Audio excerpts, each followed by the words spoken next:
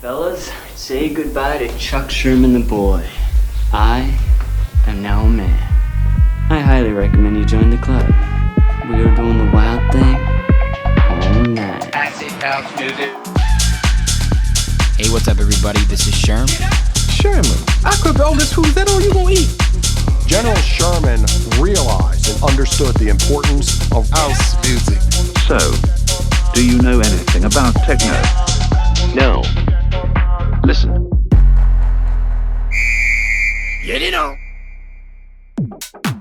Yo, what's good, everyone? And welcome back to another brand new episode of Sherm in the Booth. I'm, of course, your host, Sherm. Today is Wednesday, September 15th, 2021, and this is episode 177, and my oh my, is it a special one. The Chicago Hood Politics chapter has officially launched, and on Friday, September 3rd, we brought in Hood Poli Superstar GALO to kick things off. Galo and I sat down a few hours before the show, and I had a blast getting his full story. In episode 177, we got it all in and had so many great points of conversation. We started by talking about his early days in music. Now, Galo has always had a pure passion for music and is able to play multiple instruments, including the saxophone, bass, and guitar. Now, he's got a dark side that loves metal and rock and roll, which is translated to his music production style in a multitude of ways. Plain and simple, this guy is wired differently when it comes to music and creativity. Of course, we talked about the Galo discography so far. Although he's only been in the game for a few years, he's already made himself very well known in the music community. He only releases absolute fire beats like his Bad Reputation EP on Hood Poli Records, the Sunspot EP with Nolon on Rawsome Records, and his most recent original, Kill Bill, via Nite Records. You gotta add this dude to your Rolodex. One of my favorite parts of this interview was talking to Galo about how he stays creative in the studio. As a musician, he tries to push but not force himself to create those happy accidents. He also shared some of his unique strategies to being original in the house, minimal, and tech house space. This man was an open book, and I loved it. Not only is Galo an incredible producer, but he's also an amazing DJ who performs like a true headliner. I'm so excited to see what the future holds for this young talent. Already a legend in my eyes. I am so glad we got to do this in person, my man, and thanks again for coming out as our first headliner for the Chicago Hood Politics chapter kickoff. Now let's get into it right now so you can hear his story for yourselves. This is episode 177 with Galo. Ladies and gentlemen, hello and welcome to a very special episode of Sherm in the Booth. I say that quite frequently, but I really fucking mean it this time because we got the homie Galo in Chicago, Illinois right now. Bless. Thank you, dog. My man, hey, right on time. The Chicago Sirens right there. I told you. Yeah. All night, I bet. Yeah, I'm like a husky, bro. When they come by, I'm like, I can't stop. Howling all through the night. Howling, man. Who knows what those guys are fucking going after? You got a built-in white noise machine for every night. You know what's fucked up? I grew up in Indiana, like I told you, right? And like in Indiana at night, man, in the summer, the crickets, there's so many bugs, they're so fucking loud, right? And I got used to that growing up. Moved to Chicago, always been next to the train, and sirens. Yeah. Last summer I went back home like for a few weeks because there wasn't shit going on, and I like couldn't fall asleep because the crickets were so fucking loud, and I even shut my window. That annoyed you. And I woke up the next morning, I go, Mom, can you believe how loud those crickets were last night in Grasshopper? She goes, can you believe how loud the train is next to your apartment? And I'm like, exactly. Damn. You're right. You just get used to it. You get used to it, man. Gosh. It's crazy though, right? It is, yeah. What noises do you experience at your home? Honestly, I'm out in like the burbs. Nothing. No noise. It's like after 8 p.m., hard cut, no noise. Gentle breeze? Yeah, gentle breeze, maybe like an owl hooting. Oh. What do they do? Do they hoot or who? I think they who. Well, maybe it's like Spanish, like if it's male or female, like some who and some hoot. Oh, man, yeah. So, honestly, that's like, there's nothing out there. Yeah. Frogs. Yeah. Fuck yeah. Ribbiting. And then, like, the birds cawing. Yeah. Is this a children's book? Yeah. The birds caw. You never know what's going to happen on this podcast, man. You never know. Oh, it's too funny. Ribbit. Yeah. That was always an interesting thing growing up and, you know, sort of putting a name to the sound. Yeah. Like, how the fuck did anybody come up with that shit? I feel like I often think about, like, dogs. Yeah. Bark, woof, ruff. Right. How did we come up with that? Woof. Yeah. I'm a woofer. It's more of a woof and a ruff. Woof. But bark. They're not barking. No, they're not barking, bro. Barking is like a derogatory term used to, like, holler at women, like I'm barking at you. Yeah. I don't like that. No. This is 2021. Cat calling, barking. Boo. None of that. Boo. And we have a question from the audience here. Your girlfriend Madeline. Would you like to confirm? Is that true? Is that derogatory? Can confirm. Okay. Thank you. Appreciate that. Anyway, back to getting on topic. It's a pleasure to have you here, my man. Happy to be here, man.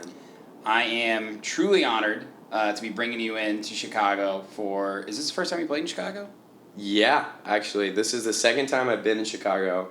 First time ever playing. So it's a beautiful city. I'm so happy, I love man. It's well-deserved.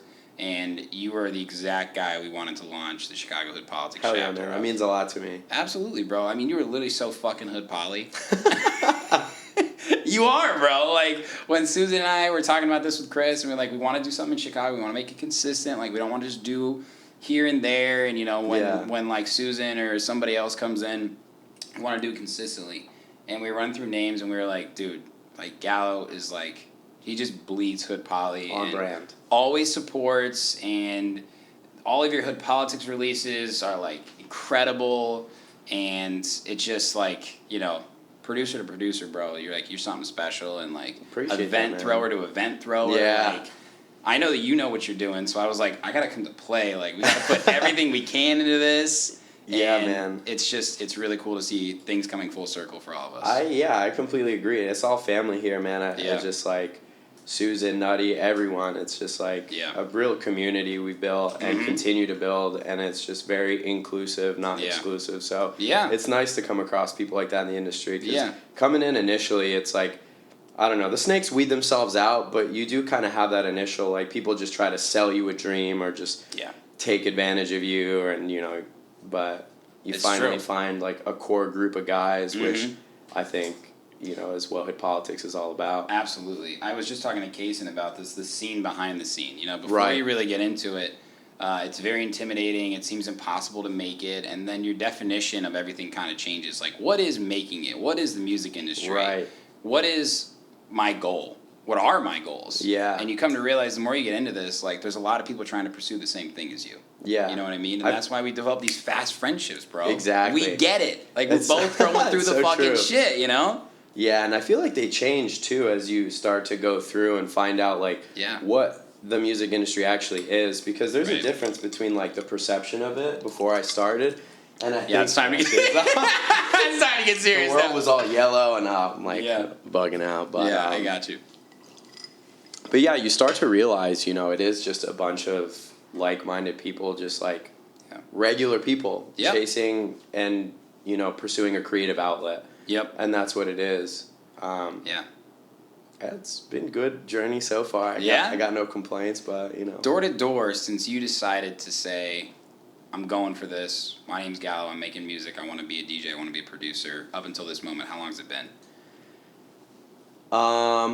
Well, so I started DJing probably like 4 years ago. And I didn't dabble in the production, and, like, you almost have, like, this misconception that, like, oh, I can make it just as a DJ, or people are going to want to book me because I'm a DJ. But I mean, music has been a part of my life for so long, and I've written music and played in bands, but I'd never written, like, electronic music, or what I was DJing I wasn't making. So for that, 2 years now. So yeah, 2 and a half, 2, yeah. It's pretty incredible. You really got a hang of it, bro.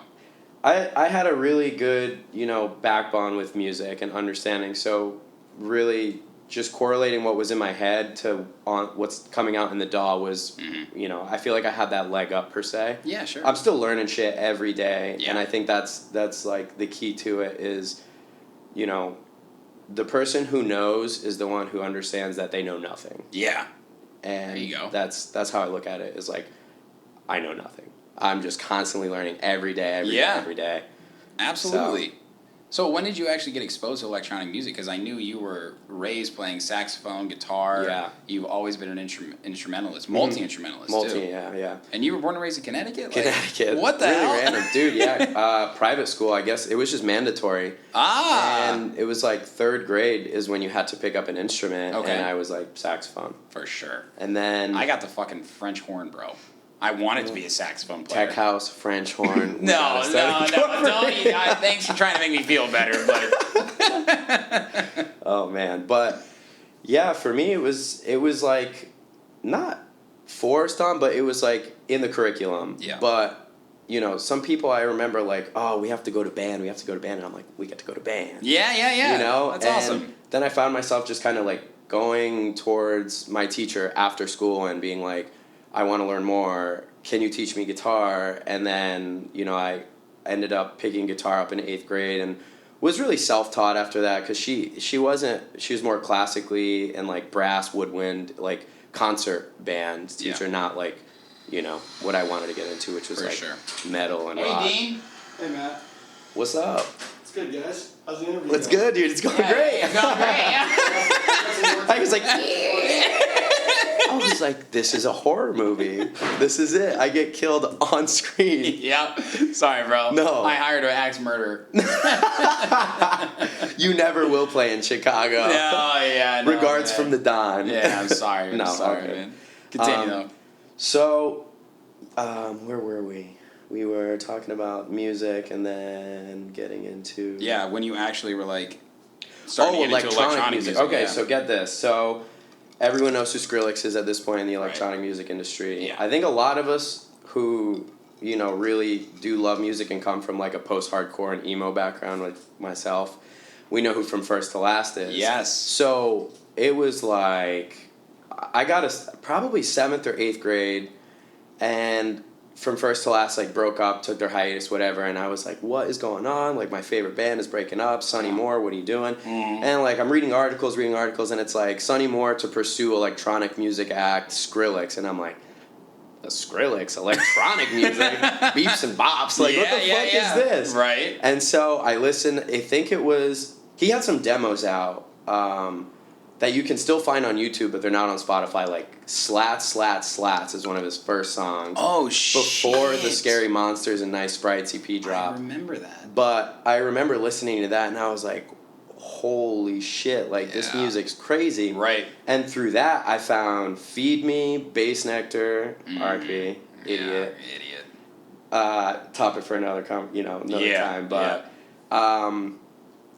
who else? Bass Hunter. Yes. Nice. It's right, like a very wide array, but it was all electronic music to me. Yeah, honestly, from back then, and it wasn't well received. Like my friends were like, "What is this music? This sucks. Like it sounds like shoes in a dryer. Like robots having sex." I got the whole 9 yards. Yep.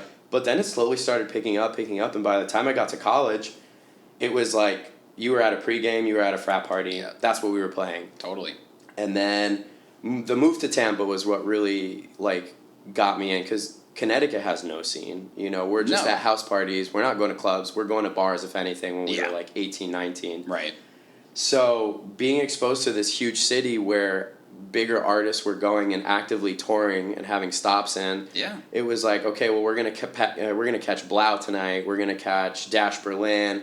We're gonna catch like, you know, Dimitri Vegas is fucking in the States or whatever. Wow. And it's like, you know, you're in Florida, so you can travel to Orlando, you can travel to Miami, and you have all these artists and these A markets, and even like Tampa is a B market. Yeah. So that was it, and I was like, I feel like I want to do this. Yeah. Like, and I had buddies that would just like bedroom DJ, and I would always watch, and I'm like, well, this is cool. Like, we're just getting ready, pre-gaming, and it's like 6 of guys before we head to like a house, and absolutely, I'm like, let's just try this out. And then I ended up playing like a couple pool parties. Wow. And then just getting into the local like college bar, and now we're here. Wow. That's awesome, dude. Yeah. So you really had to get ingrained in the culture to experience it. Yeah, I feel like it was very progressive. It was not like, I don't know, that for sure. switch or like... And Tampa, I think people may not know, it's like a very densely populated place. So like a lot of people live there. It's a very lively scene. Yeah. Yeah, the scene it's growing from when I moved there. I Florida think in general, I guess. Yeah, right? Florida in general, definitely. Well, because we have EDC Orlando now, they're getting their third date. We have Okeechobee, Sewanee, Ultra, Miami Music Week, Winter Music Conference in general. So there's like a lot of history ingrained in music there. Mm-hmm. But Tampa itself, I think, is still on an upswing. And now, I mean, I would say arguably, aside from Denver, probably the bass capital of the U.S. Like, wow. They just fucking love bass, which I love too. But, you know, house is obviously right. It's all about the house music. It always has been, baby. It always has been, and in Chicago, it only makes that much more sense. So. Absolutely, bro. Yeah, you got a little taste of it last night. There's just all these little pockets in Chicago that is like a very lively scene, you know. Yeah. And just living in the city where house music was created, like I feel this sort of connection and honestly responsibility. Yeah. To like pay homage to like the legends and also like tell younger people about where this music came from. I think a lot of people forget the fact that house music was created in Chicago, right? And then Detroit techno and warehouse came and then really was morphed together and then it was shipped off to Europe, that whole sound. Exploded. And then they made it their own, UK garage, and then trance, of course, and then it all kind of morphed together. And now we have subgenre after subgenre after subgenre. It's beautiful, though. People just keep a creative and innovative edge to them, and they just incorporate new things, which I love. Dude, where we're at right now with production, particularly in the house music space, I can't remember who said this. I think it was Chris Lake. He was like, once you know the rules, then you know how to break them. Yeah. Right? Yeah. It's insane. 100%. The sound design and quality, like... The quality, yeah. Especially listening to tracks now, they're so crisp. And obviously paying homage and full respect to the older house music, but the production quality itself is just like apples to oranges. You know? I've interviewed a lot of old school DJs that were part of the transition from vinyl to digital, and some guys that are still stubborn about staying on vinyl, and some guys are like, bro, like you got purists still. USBs and CDJs are the shit. I ain't gotta fucking lug around a whole crate anymore. A crate, yeah. I think it was actually Omnom told me the term back to back comes from when DJs were performing together. One of them would be playing, and the other would have his back turned, looking through the crates. Oh shit! And I was like, piece of history. That makes sense, You learn something new every day. There you go. So, yeah. Wow. Shout out to Omnom for that fun fact. That's a new fun fact. Let's clip that one, Suzette. Yeah. That's awesome, bro. Yeah. Very cool. Going back to what you said about this being the birthplace of house music, talking to my buddy Kyle Kinch. A lot of shout-outs. Shout out Kyle Kinch. Kyle's been on the show before, too. Oh, yeah. We mentioned that I was going to be with you and we were going to do the interview. That's great. But he was like, you better come correct. Like, you know, that's the birthplace. And I'm like, fuck, man. Like, don't put pressure on me like that. Mm-hmm. But, I think tonight's going to go well, you know. For sure. You're going to crush it, bro. Yeah, do your thing no matter what. Yeah, exactly. A lot of originals going to be played, so... A lot of unreleased. I feel like you've been on fire. Yeah.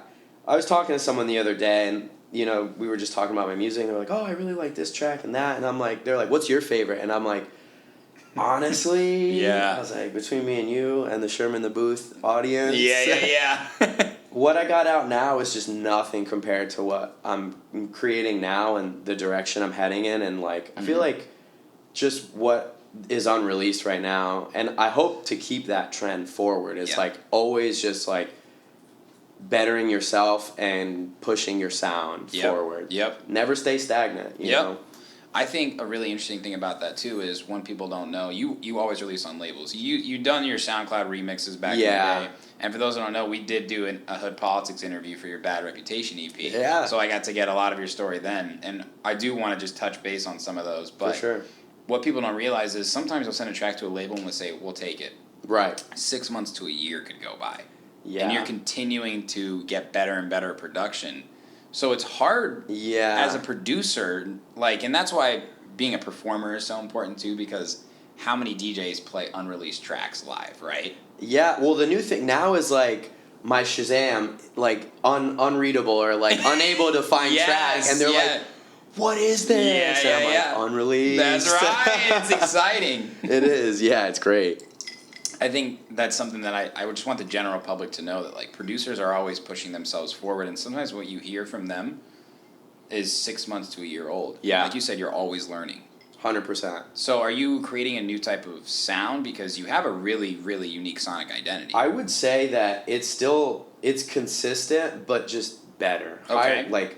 I think my mixes are just getting way tighter. Dude. I'm getting my mastering honed in, and I know eventually I think you have to outsource when you reach a certain level. You do. But I'm at the point right now where I'm comfortable doing it, and I'm getting good feedback. I do not claim to be an audio engineer at all. For sure. I think I have a somewhat of a decent ear. Yeah. And that's what I go off of. That's it. Yeah. Chris was asking me, he was like, so when you're mastering, what are your loose levels like? Like, what are you mixing down at? And I was like, I don't even want to have this conversation because I'm so unorthodox. Like, don't look at my file. Oh my God. Don't look at my levels. Yeah. I was like, I don't want to give you the bad advice because people are gonna be like, this idiot. Yeah, it's true. But I'm really just in tune with the fact if it sounds good, I'm gonna go with it.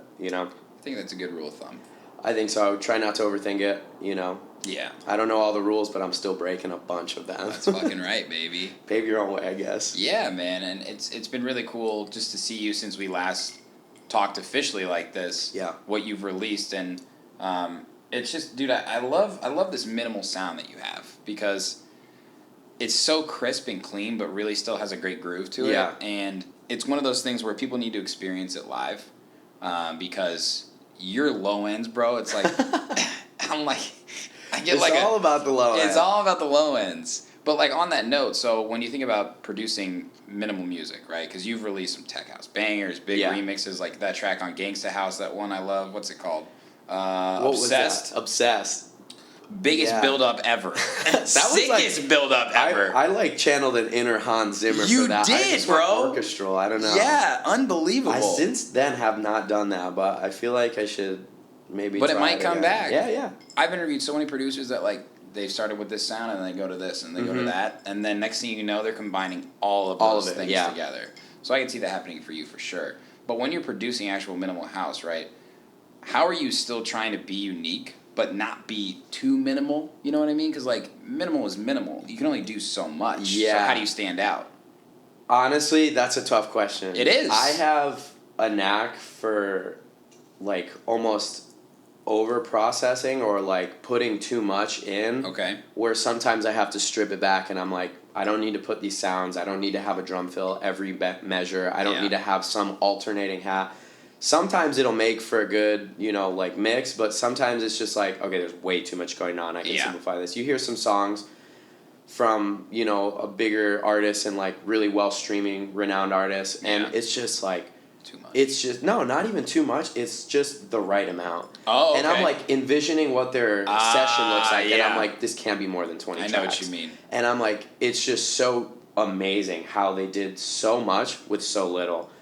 But for me, I just try to write a really sick bass line. Yeah. And you're gonna hit 4 on the floor. Yep. Maybe vary that kick, do a little stutter, rest. Yep.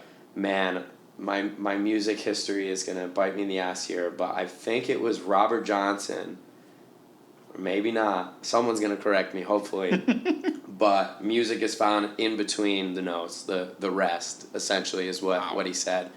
And it comes from blues artists. There's a lot of stops and just feeling and little quarter note rests, eighth note rests that just really add more. Yeah. But with adding less. Wow. So it's interesting. It's That's an interesting amazing. concept. That's amazing. I'll have to fact check myself on who said it, but that was basically the gist. That's actually beautiful. Yeah. And simplicity. I remember I watched the Disclosure live stream, and I think they were talking about how they made F for You, one of my favorite tracks. Yeah. And I think Guy is his name. He was on it, and it was 14 tracks, and they were all Logic installed plugins, and he was like, I thought it was going to be a little bit fancy trying to show you guys this, but I guess this is all I use. And I was like, you got to be fucking kidding That's me. incredible, though, right? You go, at least in my experience, you go through the phases as a producer where you download Massive and you're like, I'm Hardwell. Here we go with the major keys, baby. Just super saws already just huge synth kick. Nothing makes sense, but I'm like, this is fun as fuck. Right. And then you're like, okay, I need more plugins, right? Mm-hmm. And that's when you start learning the rules, what plugins work for this. Right. And then you're like, I don't need all this shit. Stay in the box sometimes. Stay in the box sometimes. And I think that only comes with practice, obviously. I think I use a lot of Ableton stock plugins, and people ask me like, "Oh, what compressor are you using?" Or like, "What are you using to like make this sound fatter?" And I'm like, stock saturator and like a glue compressor, or just Ableton's stock compressor. I sidechain with the AU compressor in fucking Logic Pro. Yeah, exactly. It's good. I switched up my side chaining technique recently. Oh, let me hear it. LFO tool. I just duck, it's like just ducking. I've heard that strategy before. Yeah, I was talking to Binge Watch. A lot of homie shout-outs. What up, Binge? Just a lot of knowledge being spread from producer to producer and homie to homie. But for sure. He was like, well, think of it. If you're just trying to duck, this signal, why add a compressor when you have... you don't want to actually compress the signal. Yes, you're achieving a sidechain, but you're also adding even a minimal amount of compression that you might not want there, especially for your lower end frequencies. Yeah. But wow, LFO tool has just been nice. It's been easy. Just interesting. Right on. Wow. Yeah, I'm not as technical as a lot of these guys. So yeah, me neither, man. Some of these guys are so technical. Yeah, they're good at what they do. For sure. We all have a strategy, though. I just listen. That's it, dude. Whatever Close my works. eyes and like. Yeah. Move a parameter, and I'm like, okay, that sounds good. Let's mess with this. Wow. That's it. I overthink it. Yeah. Every time. It's easy to. It's really easy to, especially when you're given, this complicated ass program. Yeah. That you can do so much in. Yeah. Well, let me bring this up then, because I was going to ask you about your most recent releases. Last we talked was Bad Reputation EP, right? Yeah. All right, before we go any further, we got to check out one track from Galo's Bad Reputation EP from Hood Politics. So let's check out Turn Me On by Galo.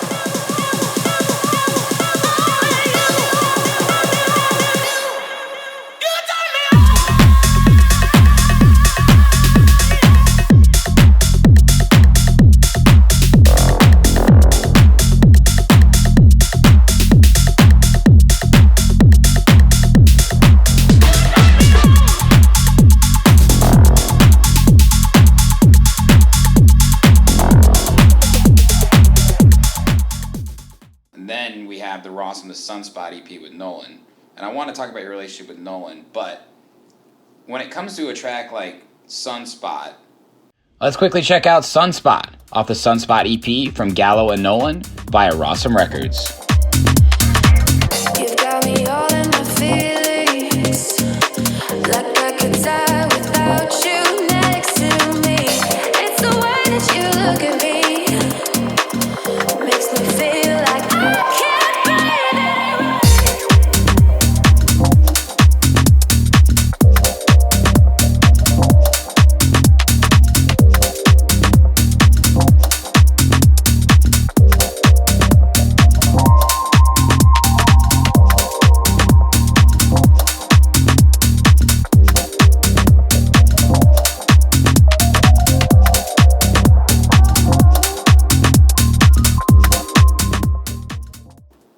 Hero. You have some really unique samples you're using. Like, do you guys just start from square one, or like, are you pulling skeletons from different graveyards, or like, how do you actually get inspired? How do you start at zero? Yeah. So what really got me into my minimal kick and production was Nolon. He is such an incredible minimal producer, and it's nice because we get together and it's like a hybrid almost. But for that specific EP, I wanted to like take a back seat almost, and like, I'd talk to him and be like, is this arrangement too long? Like, do we need more variation here? He's like, this is the genre. No, like, I'm telling you, like, this is it. And I'm like, all right, cool. Yeah, like, doing a fucking straight jacket. Yeah. I'm like, all right, let's do it. And that was a really well-received EP. Oh, and it's beautiful, I listened back to it now, and I'm like, wow, this was sick. And it was. It sucks almost as an artist. Sometimes you don't always feel like that with your releases, and you're like, okay, this is great. Yeah. And, not everything can be your best piece of art, but I'm like super proud of that EP. I definitely liked making it. The whole process was great. But for that, he sent me like 8 or 16 bars, and that's usually how we collab. He'll send me. Where is he, by the way? Is he in Florida? Philadelphia. Yeah. We met in college through a mutual friend. He just happened to be visiting, and we didn't connect for music like until years later, until I graduated already. And then I knew he had been producing for a while. Mm-hmm. And we got on the track Jumpin' that came out on Spira for free download. And we got the premiere with Blanc and everything, which was cool. Yeah.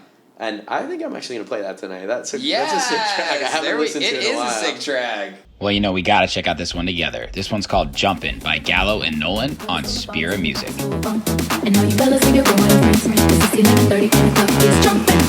Ladies leave your man alone. The club is full of ballers and the club is full of fun.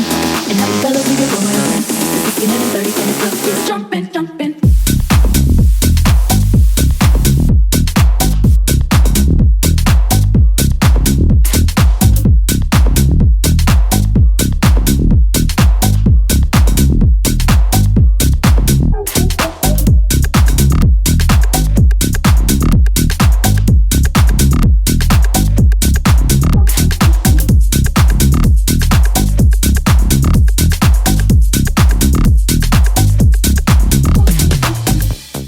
Yeah, he'll just send me like a sick ass groove and a bass line, and it'll be like 8 bars, 16 bars, and I'm like, all right, I'm gonna arrange it, send it back to you, you make your edits, we'll get on a call, we get on a FaceTime, what do you like, what do you don't like, I'll do some more processing on it, send him like a final mix and master, and he's like, okay, we can fix this, like, here's what sounds good, here's what sounds bad. Yeah. And it's like one of the best collaborative processes with him, honestly. That's awesome. It's sometimes tough too.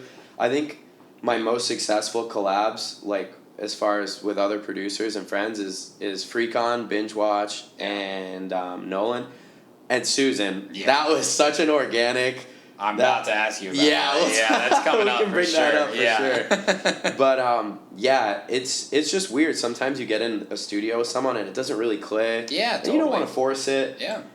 But with those guys, it's just like there's something. I don't know what it is. That's awesome. That I'm glad that you're able to like find friends like that. Yeah. Same thing with me and Flynn. Right. I know a lot of other producers. I know literally a twin duo that they're both incredible. They go by the name of Birthday Party, and they literally cannot produce together. They send stems to each other.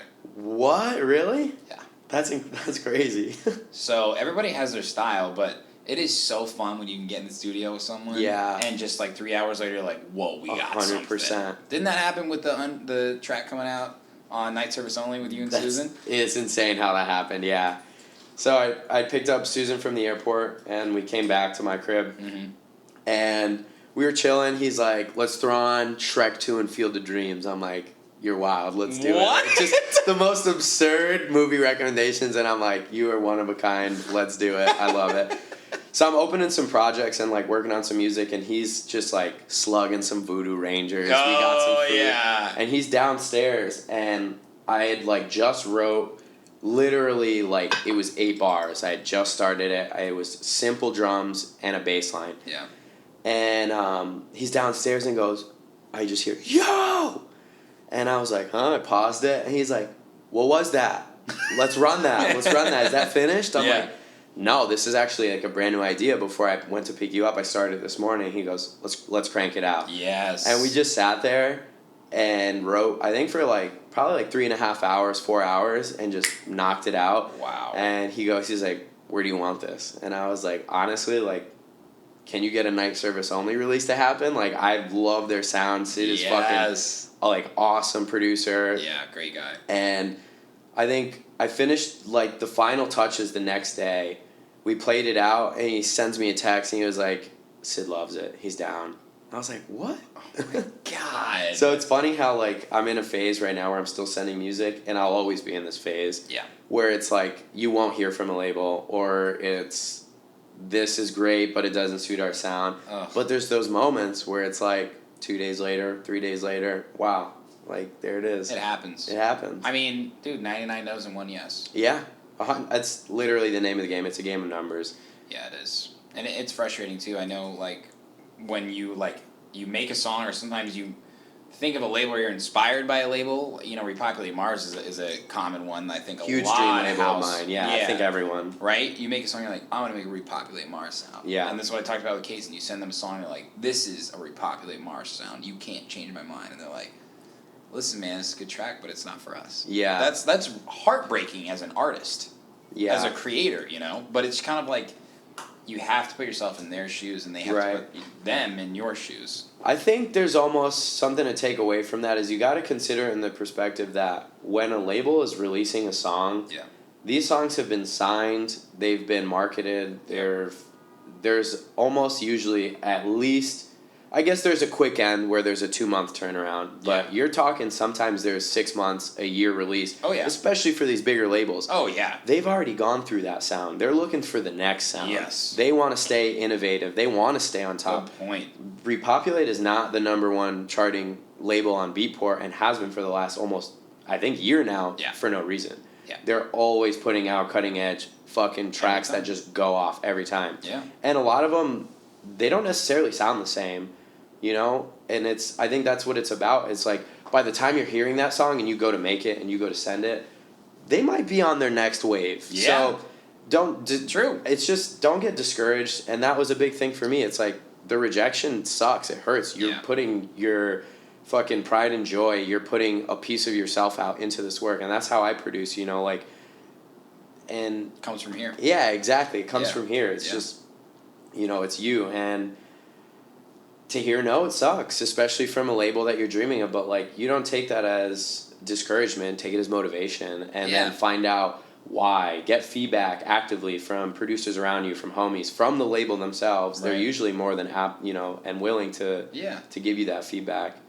But it's just a forward fucking uphill battle, and it always is. You know, it is, and you got to enjoy the process along the way. This is something that comes up every single time, every single interview. You have to love what you're doing. You have to look at yourself in the mirror, and if you're your only fan, still love what you're doing. Yeah. And that's the hardest part.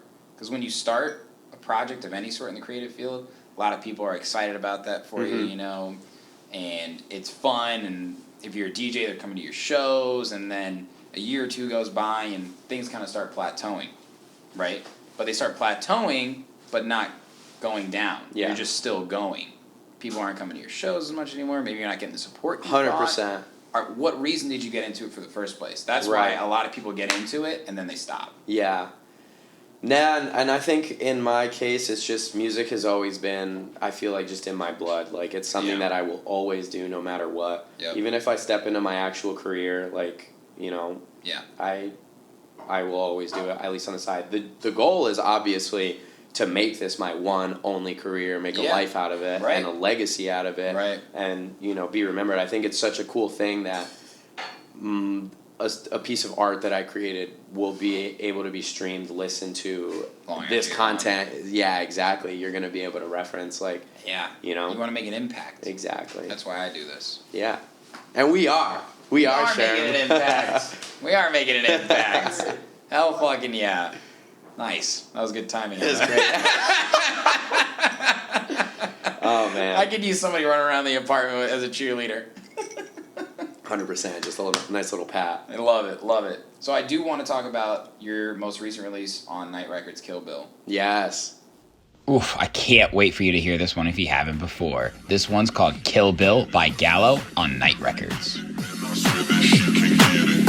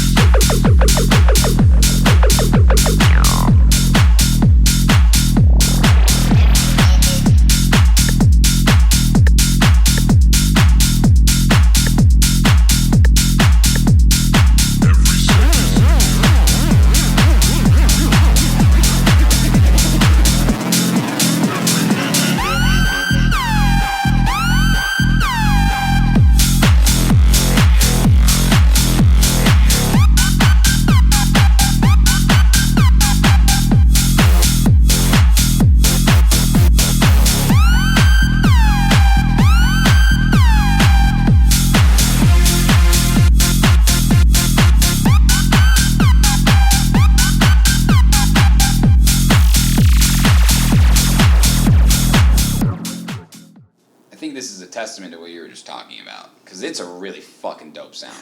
Thank you. Like, it's high energy and has a sick rolling bass line. I'm a sucker for a fucking rolling bass Oh, line. yeah, I think bro. everyone is. Once you hit the club and it's at 1 a.m. and you're hearing that, There's nothing going. like it. There's absolutely nothing like it. I almost feel like you were trying to get something out of your system. Like, when did you actually produce this track?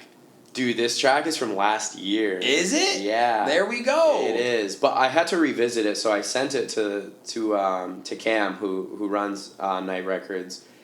Niall Shepherd is the guys behind that. Oh, really? Yeah. I didn't know that. Yeah, dude, they're amazing. So, Wow. I'd sent them music in the past, and then it just so happened that we kind of crossed paths again, and they were like, hey, we're looking for more music for a compilation. Like, we'd love something from you. So I sent them a playlist, and I was like, I think Kill Bill would be, like, a good track to release. I wanted to. It was an interesting track because I'm a huge Quentin Tarantino fan, and the reason... I just watched that movie again recently. It's my favorite one. Yeah, someone asked me, like, why is that song called Kill Bill? It's literally, like, you'd never mention that at all. And I'm like, the siren. Yes! And they were like, what? I was like, yeah. And I was like, I sampled the siren from it. I knew. Yeah, so, yeah, that track was actually from last year, and I don't know, yeah, you were getting something out of my system. Yeah. It was still kind of the cross where, like, I wanted to make tech house, but it still had those, like, weird, wonky, crazy, wobbly, distorted sounds. Right. And I love Kendrick Lamar. Well, I love that album. He's awesome, but some of his stuff I'm not the biggest fan of. But that album and that song, I wanted to sample it, and I re-recorded it and pitched it down, because the original, like, when I found an acapella, I just didn't really like it, and it was, like, a little grainy, whatever, so I was like, why don't I just resample it and record my voice and pitch it down? Yep. So that's me on it, but it was weird, and then I put a break beat on the build. Dude, you're just getting creative. I was, and that's the weirdest part, is, like, the creative process is just, you throw something on a wall, and does it stick? Probably not. Sometimes, like, 60% of the time, but, like, those happy mistakes, it'll work out. Happy mistakes.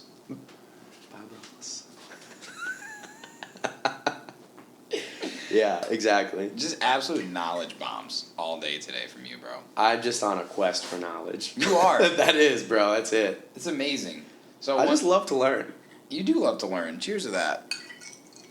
Cheers to that. Anybody else got a drink out there? Hey-o, how you doing? Backstage. There we go. There you go. Yeah, hi, babe. Look what it says on the back, though. What does it say on the back? Very good at respecting women. Isn't this a great Come show it to the camera. Yeah. Let's pull on. Come right here. Come on, right here. Right here? Hey, Yeah, babe. No. In the middle. Alright, dude. Give us a spin. Yeah, So you're it's 6'5", so you got to bend down a little bit. I'm not getting on my knees. You don't have to get on your knees, bro. We need the shirt though. Yeah, pizza swine. Yeah, I vape. Simple plug. Yeah. I'm very good at respecting women. I vape, dude. It's the coolest thing to do. Yeah. If you don't vape, then fuck you. If you don't vape, then fuck you. Dean That's just, a big, he just that's a wants big people guy. to walk up to him at a festival and be like, dude, love your shirt. Yeah, and then it's like, okay, well. And they Love do. it. Yeah. You're like, do you have a jewel on you? Yeah, Like, do you have a jewel, though? You're getting the wrong signal now. We're respecting women in 2021. Puff bar guys. Yeah, there you go. I'm dating. Clearly. Puff bar guys. Or the new ones that look like Whippet canisters. And I'm Dude, like, I saw "Are that you last doing night. Whippets?" That was last night, wasn't it? Yeah, it looks like a pill and a Whippet. I'm like, you guys are on some shit. And then I'm like, oh, it's nicotine. Oh. Just your friendly old neighborhood Just cow, nicotine. nicotine. No problem. Oh, man. Oh, the world we jeez. live in today. Yeah, it is. Tobacco technology, TT. It's really fancy. T squared. T Wow. squared. Tobacco technology. That's going to be the next one. T squared. The next level jewel. Yeah. Are you leaving or are you just saying hi to me every Just- 5 seconds, bro? I'm going back and forth. Okay, well, fucking pick a side. Okay, well, I'm leaving in 5 minutes, so Okay. let that charge, sit here and enjoy this beer, listen to you guys interview, Perfect. and then I'll probably get out of your hair. Okay, cool. I know you're gonna I miss see. I told you I like an audience. Yeah. That's it. Madeline, do you want to come get on camera and say anything? Negative. Okay, all right. Negative. I don't. The world will never know. The world will never know. That's The okay. world will never know. All right, Gallo, I got a question for you. Shoot. And it kind of relates to something I already asked. Like, it's clear you've grown as a producer over the years, but still sort of maintain that sound. Yeah. How do you always try and stay true to your roots, and even if that's important to you? But also, like, I feel like a lot of producers are like, I have this sound, this is who I want to be, I gotta have this, I gotta have that. Like, what does that statement mean to you? How do you grow? How do I grow? Yeah. I feel like I'm just always trying to get better. Yeah. And, like, find different avenues of inspiration. It's funny, I don't necessarily on a day-to-day listen to house music. And I don't know if that hinders my producing in house or if that helps. Yeah. But it's still, like, a passion of mine. I love the music and I listen to it. I love playing it. Yeah. But on a day-to-day, I'm listening to, like, metal and indie, and it's almost weird to say that I gather inspiration from it, but, like, I don't know, even from just simple fills or, like, bass lines you hear and you're like, I think that's sped up at, like, this BPM or whatever, like, I don't know, it's just, like, little things, and I have a whole notes section of, you know, notes for producing and song ideas, or, like, this would be cool, or, like, I really like the key that this song was in, and let's try something in this with this, like, vocal cadence, or, like, flip of this, I don't know. But, I know what you mean. I don't know, with sound, I'm trying to just use samples, like, that have worked for me, and, like, my drums are consistent. I have the way that I process them. My bass is... I process in very similar ways. Yeah. And I watch a lot of videos, and, like, I think something that I used to do a lot that I don't do too much anymore is that I would get a reference track and put it in, and, like, say I liked a synth or I liked a bass line or a drum or whatever, going in and just, like, highlighting that section and going into Serum or grabbing in samples and then trying to almost emulate that. Like, how do I get my sound to sound like that? And is not as, like, to imitate it, but, like, if you can create it, you can manipulate it and make it your own. True. You know? Yeah. So I think in production, I think that is, like, a really huge aid, is imitating, not to copy and to plagiarize, but to understand and then create. It's a great way to find inspiration. Yeah, I think it is, and I do that a lot with the other music I write. I write, like, a lot of indie music, which I record guitar, I record my bass. Yeah. And I'll do, like, drums and everything from the studio setup I have at my place. And I'll just throw in a track by, like, Khruangbin, and I'll cover it. And I try to get my tone as close as possible. I'm like, what was Khruangbin's engineer doing to this guitar? Wow. And you can get within, like, you know, a certain realm. Yeah. I mean, I'm not fucking Rick Rubin. I'm not gonna get, like, the dudes at fucking Universal who are mastering everything. Yeah, but, bro. you know, you get close enough, and then I'm like, okay, I'll save this whole chain, and now I have a chain that is a good, clean guitar tone. Right. And then I'll go and write a song with that chain, and I'm like, okay, cool. Like, I have a clean tone. Now I'll add maybe some chorus or reverb, or let's switch this amp setting here to make it warmer, or whatever it is. Yeah. And then kind of just do the same with electronic music. Like, I really like that Biscuit sound. You know, that dude is on fucking fire. Yeah, Probably he's my insane. favorite producer. I agree. And you just listen and I'm like, how did he do that? Or where did he get the sound? Like, okay, let's see how I can make this my own. There's only fucking 12 notes you can work with, you know? So... Ain't that the fucking truth. Right? You don't have to go reinventing the wheel. You don't. Right? Like, you don't have to overcomplicate the process. Yeah. I love that. That is actually literally the best fucking answer I've ever gotten to that question. Yeah. I'm not gonna... That was literally the best. No kidding. Yeah. Yeah. Your sound changes, but how you maintain the sound is staying true to who you are. Yeah. And you really care about the music, obviously. I do, yeah. And I don't know if it happens to you when you're making music, but I'm sure it's, like, a common thing. It's like, sometimes you're listening to something back, and you'll just hear something, or there's maybe, like, a weird resonant frequency that you're hearing, or, like, something just clicks, and you're like, huh, let me add this. Yeah. Like, what does this sound like? Or, like, let me tune this so I can create space for something else that sounds like that. And it's, I don't know, it's just, like, trial and error. Yeah. Trying something new, and, you know, I know, and That's don't you about feel it. like sometimes it's funny you said like when the Sunspot EP came out, you're like, this sounds good. I feel like most of the time when I release a track, it sounds great in the studio, it sounds great when it's private on SoundCloud, and then all of a sudden when it's out, I'm like, this is not the same fucking song. I hear a click, I hear distortion. Oh, man. That is off beat. I'm so bad when it comes to that. Labels like, okay, masters due like today. Yeah. And I'm like, apologies for the delay. The way my Ableton is set up, the export is going to take. I'm giving him a Kevin Hart spiel. Yeah, you like, are. That is so fucking funny. Nah, but honestly, there's a funny story, and I'm going to reveal something that's been really bothering me for a long time. Let's go. One of the remixes I did for Hood Politics for the Daft Punk compilation, Yeah. I grabbed that a cappella. It wasn't the cleanest. I cleaned it up as much as I could. But on the pre-drop sample, a part of the original bass line and a drum sneaks through, and you can hear it. But, like, I think maybe to the person who's listening to it for the first time, the fourth time, the sixth time, the 10th time, they don't hear it. But when I was sending that track back to Susan, I was listening to that part, spacebar, spacebar, spacebar. Oh. EQ, spacebar. Like, trying to put, like, a compressor, like, trying to duck it, and I'm like, I can't release this. There's no way. And then there was just a certain point where I was like, you know what, fuck it. And then I didn't listen to the song for a while, and then I listened to it back, and I was like, what was I bugging about? I didn't even hear it. Dude, I know exactly. I was showing it to some buddies, and they were like, what sound are you talking about? And I was like, you don't hear that right there? It's at like minus 12 or 14 dB at like 500 hertz. Yeah, you nut. Yeah, for And sure. yeah, I feel you though. it just, you can really overthink it, and I think the key is to just try and not. Yeah. But that's near impossible. Do you feel better now? I do. I almost feel like a big weight has been lifted off my shoulders. This is safe space. Really is.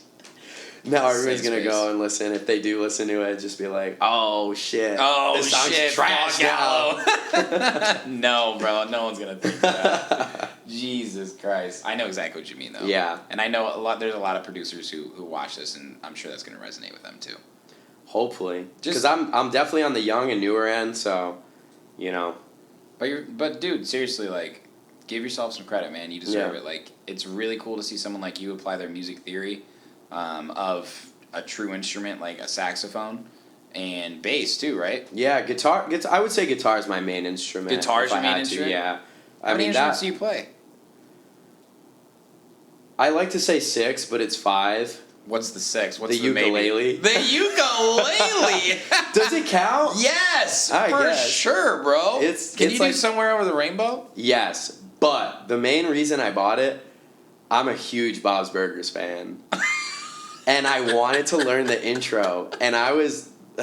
You bought a I was ukulele? sitting there, and I was on Amazon one night. I was like, you know what? I'm buying it. $40 later, 2 days later. Oh yeah, that's and I'm easy. just sitting there like this. And I actually ended up buying a tenor. Or no, sorry, I bought a soprano, which is way too small. I should have bought a tenor. So now when I play It's mine, so I'm like small. this. I'm like, wait, hold on, my fingers don't fit. I'll get it right this time. Like, it's so funny, but yeah, That is that's hilarious. literally the reason. But I ended up learning a bunch of songs, and it was my junior year of college. I was living with my buddy Luke, and you know, I had my guitars up in like our living room, like just like on their mound and whatever. So because I played frequently, right, and he listened to a lot of similar music, and we were listening to Vance Joy, and he's like, let's like just do a duet, and I'm like, all right, I'm on guitar. Like, he doesn't play any instruments. I just taught him ukulele, and then we started playing Riptide, and he was on the ukulele, and it was hilarious. It's such an easy instrument. Holy shit! I could teach you like 4. The weirdest tuning, it's like, I don't know what the actual note values are right now, but it's like a high string, the lowest string, the second lowest string, and then the second highest string. Super strange. Huh. Yeah. The ukulele, huh? Yeah. Wow. Okay. I respect that. That should be the first instrument you say you play, by the way. It's always the last. I'm like, guitar, the drums, the piano, saxophone. You have eyebrows raised. And then I'm like, the ukulele. I can't add banjo to the list, although Come on, bro. I played one. It's the string instruments. They're all really similar. So all Right. you have to do is look up the chord, the chord shapes. Yeah. But Concepts. I can't because the first and last time I played. Well, okay, so the last time I played the ukulele, it was maybe the third or fourth. Or sorry, the banjo. I broke a string on it.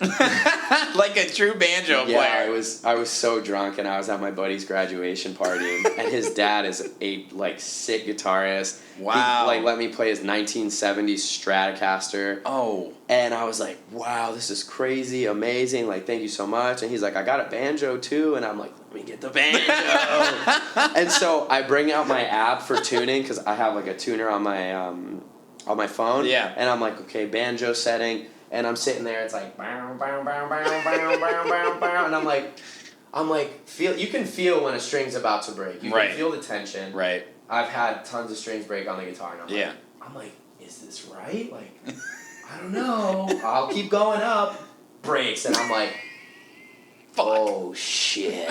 And I'm like, Mr. Bernard, I broke your string and I don't know how to replace it.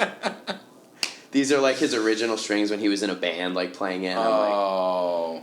oh, God. Come on, he knew what he was doing. You can't hand a guy a banjo and not expect one of those to get broken. No, yeah, he was like super like, don't That's worry about it, chill. hilarious. But yeah, so I don't say I played the banjo because while I have played it, Yeah. I cannot play it. And this is what the people want to hear, okay? Just so you know. This is the content we're all looking for. Exactly, yeah. I love it. Would you say your favorite instrument is a guitar then? 100%. Yeah. Yeah.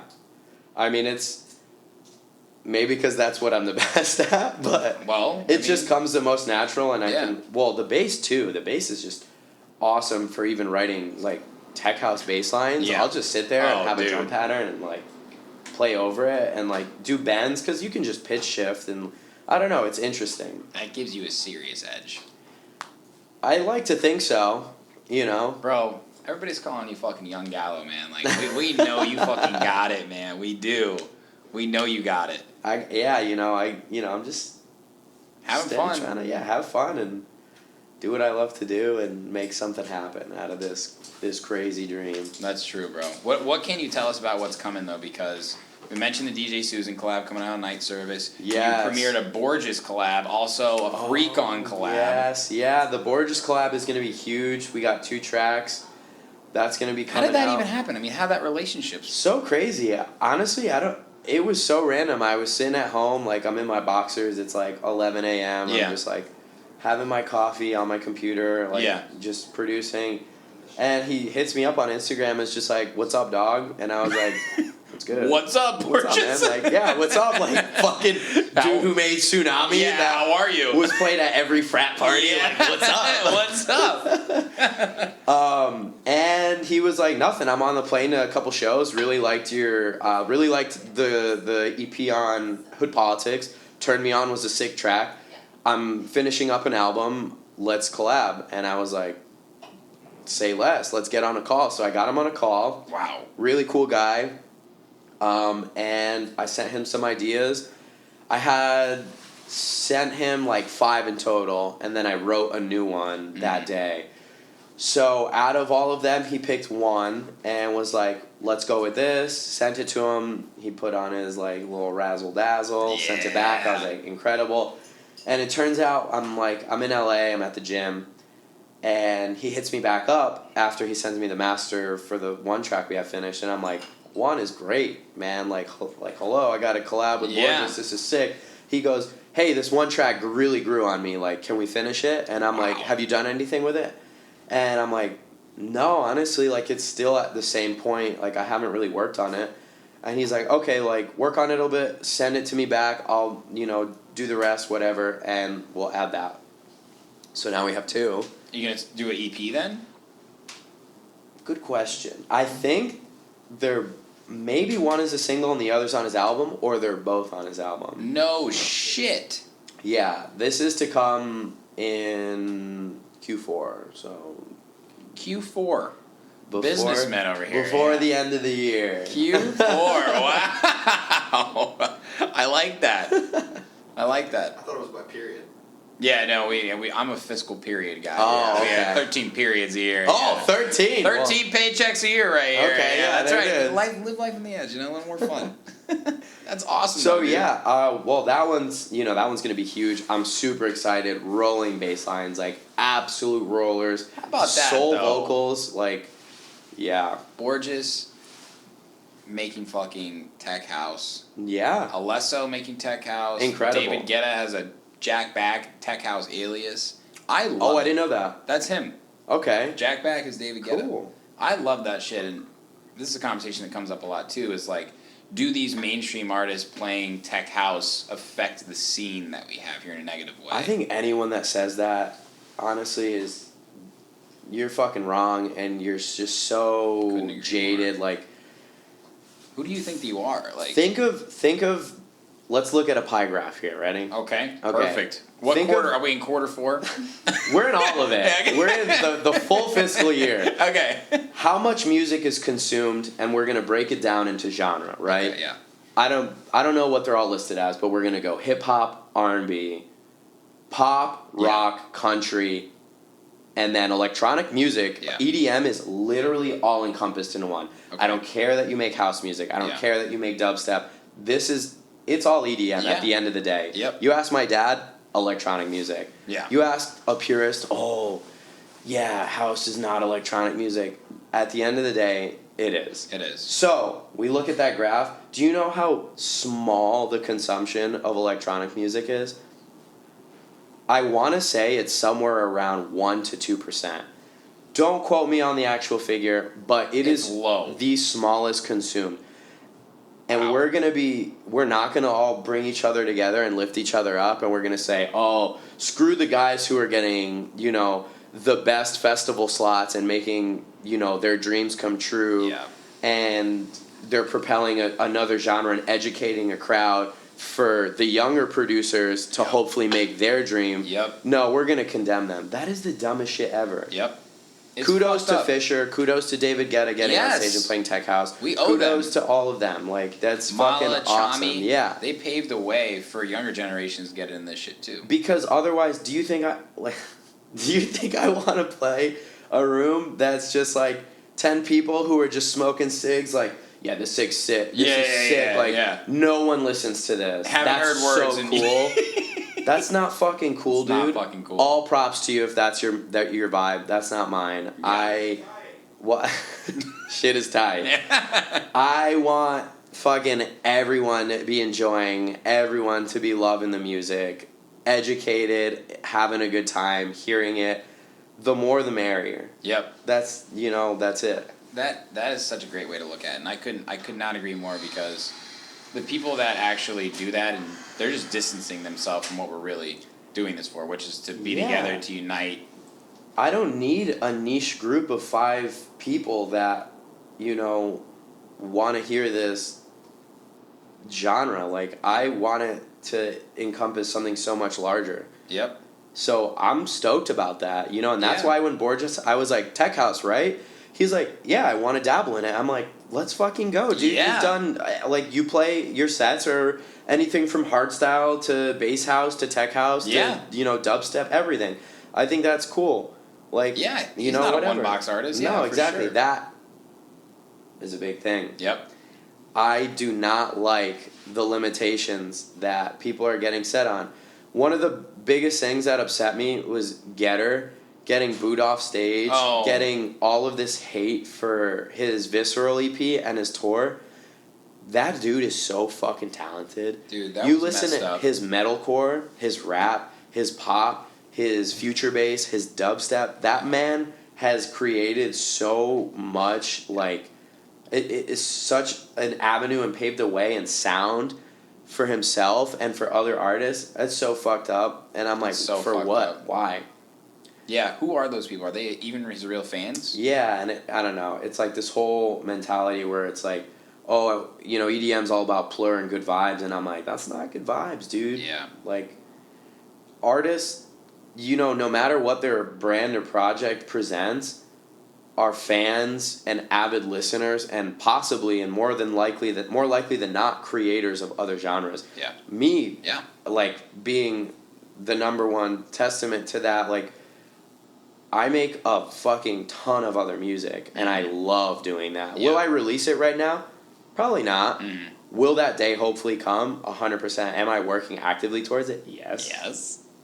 So maybe in the next year, two, something, whenever the time is right, you'll hear some indie music and some like post-hardcore metal music from me. Okay. That's, you know. I love that, bro. Yeah, 100%. Wow. Good for you. That's the goal. I mean, like I said before, make sure you enjoy what you're doing. Make Yeah. sure you love it. It might not all be under the Galo, like my own name, which is my real name. There are a lot of artists out there. I don't think people realize that Barclay Crenshaw is Claude Von Stroke's real name. You know, actually, I forget, I have these conversations, but they like stick in my head and I'm like, who is it? Yeah. But it was with a friend and they were like, yeah, the Dirty Bird lineup has like a bunch of sick D&B and bass. Like this dude Barclay Crenshaw's playing. And I'm like, that's literally Claude Von Stroke. Like that's his real name. Yep. And he just plays bass music. Yeah. And that was originally going to be his name for the Claude Von Stroke project. Yep. And they were like so blown away, like, wow. I'm like, yeah, let's not box these artists into one genre and one thing. Or make them feel like they have to create a new alias in order to do that. Right, yeah. Someone who's really good about that right now is Nitty Gritty. Ricky is just like such a talented fucking producer, and he dabbles in everything. He's an amazing producer. Amazing. He's next level. He's been nominated for a Grammy off like a Latin It was, record he made, right? I want to say it was like either Pitbull or was it Enrique Iglesias or something like that. Something that my parents listened to, and I'm like, what the fuck? I know, and a lot of people hate on Diplo too, and I love Diplo. Yeah. Like, in what he's done with the Higher Ground label, and I think he's a great example too.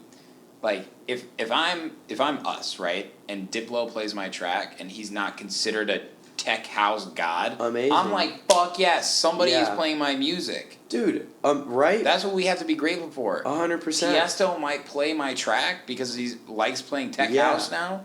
Carnage included one of my tracks, and people are giving him so much shit about the Gordo project, whatever. Oh, yeah, he's getting reaped. Dude. He's just doing his thing, bro. Are sick. Yeah. And I think what people fail to realize is that, and maybe I don't know this for sure, and I'm just guessing, but his brand is kind of just about being, like, arrogant and, like, I'm the best and whatever, whether he is or not. And, like, to me, no, he's not. Yeah. But he's sick. Yeah. And he has the capacity to sell out shows. Yeah. I don't have that capacity yet. People get jealous. That's fucking sick. I think that's where it stems from. If I could be in his shoes, I would. That's what I want to be doing. Yeah. Do I want to make a bunch of different genres and sell out a bunch of shows, and no matter what I put my name on, I know I'm going to have ticket value? He's got it figured out. Ultimately, that's what I want. Is it going to be hardstyle and what he did and trap and distorted 808s? No. But at the end of the day, that vision is like what I want. What Diplo's doing. He has the Higher Ground label. He has the Mad Decent. Yep. He's fucking executive producing for all of these huge name artists. Yeah. That's sick. And you never know, like, a Vegas set from him could be all over the place. Like, he's a true open format DJ. Yeah, he's like, more open format. He loves to play whatever. You could put him anywhere. And, like, I'm personally inspired by that because I love all types of music, too. Right. Like, I might make house, but, bro, I love the golden age of EDM. I also love trap. Like, I love my fair share of dubstep. I think a lot of us do. Yeah. Freakon and I were in the car. We were on our way to the club, and we were just jamming out to Future Rave, which like Morton and David Guetta's new EP. I think it's like that sick. So sick, and old progressive and big room, and it was just awesome. And I'm like, I don't know, people just have this like conception where like either the artists themselves, because they're making a certain genre, don't listen or shouldn't be allowed to create, or dabble or put their foot in that water. And I think that's something that's really limiting this music industry. And don't you think it's everyone else but the people making the music that are talking 100%. shit about this? You have a very like small group of those producers where like the big thing is like all these guys that are hating on people making tech house, or all these guys hating on people making minimal. And at the end of the day, dude, good music is good music. Yes. That's all that matters to me. As long as it's coming from an authentic place and you're not just like, I'm going to get ghost produced, I'm going to do XYZ, and only in order to, like, you know, get myself and manipulate and, like, sell, or, like, you know, if it's coming from a good place, it's authentic, and it's because you want to do it, you're interested in the music, you know, do whatever the fuck you want. Amen, that doesn't concern me. Nope. I don't even care if you're getting ghost produced. But does it come from a good place? Don't be greedy because, like, I want to be rich and famous. Yeah. I don't really care about the music. Like, that to me is where I draw the line, and I'm like, fuck you. There's so many talented people who, like, would deserve and die to be in that spot that some of these people are in where, you know, it's just, like, bad intentions. Yeah. But if it's coming from a good intentions, I have so many talented friends, and I have one in particular, and I'm not going to say anything like of who it is, but one of the most creative individuals I've ever met, and he's very good at producing. Yeah. But maybe he requires more help than, say, a producer who's already established making it, has had 5 years of experience. Yeah. I don't think there's anything wrong with that. Yeah. I told him all the more fucking power to you, bro. Contribute to the music economy, too. Yeah, because you have so much more to offer than even, like, I think I do creatively. Yeah. It's just insane the way his brain works, the art that he's creating, the designs he has, the vision he has. And I'm like, oh, and you're telling me all you're missing is the last 25 to 10% of a track? Yeah. And people are going to hate on you because that's ghost produced? Get the fuck out of here. That's the thing. There's so much more to it. Stop hating. Stop fucking hating people. That's what Poly love, baby. Literally. Good vibes worldwide. Good vibes worldwide.